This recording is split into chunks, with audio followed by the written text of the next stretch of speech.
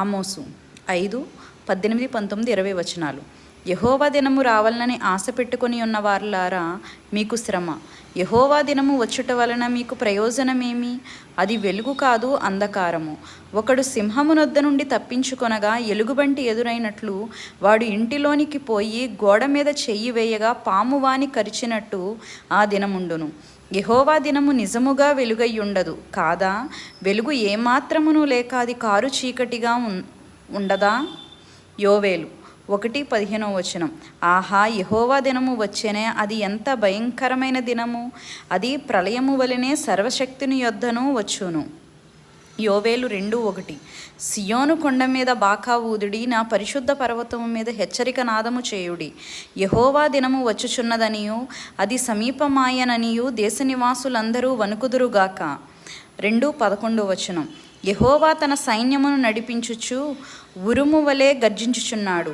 ఆయన దండు బహు గొప్పదై ఉన్నది, ఆయన ఆజ్ఞను నెరవేర్చుచున్నది.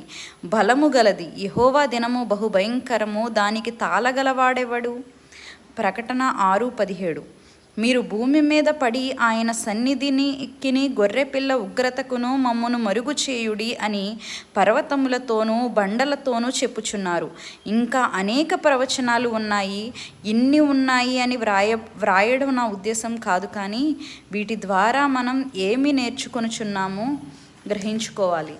తెలియని వారైతే తెలుసుకోండి, తెలిసిన వారైతే నిర్లక్ష్య ధోరణి విడిచిపెట్టి అశ్రద్ధ చేసేవారిగా కాకుండా శ్రద్ధ కలిగి దేవుని వాక్యం అన్న, ప్రార్థన అన్న ఆసక్తితో మన భక్తి జీవితాలు కట్టుకుందాం. ముందుగా ప్రభువు ఎందుకు తెలియజేశారు అంటే సిద్ధపడడానికి, సిద్ధపాటు కలిగిన జీవితం జీవించడానికి.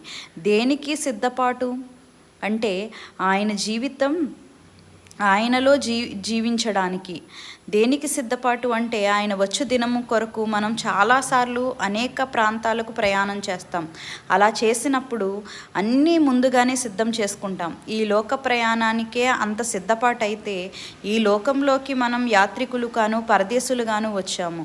కొద్ది దినములు ఇక్కడ ఉండి మరలా మనం ఎక్కడి నుండి వచ్చామో మన సొంత దేశానికి మనం వెళ్ళాలి.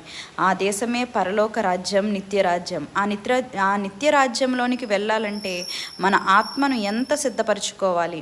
ప్రతి విషయంలో ప్రభువుకు నమ్మకంగా బ్రతకాలి. బలా మంచి దాసురాలా, దాసుడా అనేటువంటి జీవితం కొరకు దేవుని పాదాల చెంత వేడుకోవాలి. అటువంటి కృప దేవుడు మనందరికీ ఇచ్చునుగాక. ఆయన రాకడకు సిద్ధపరచునుగాక. Amen, amen, amen. Praise the lord.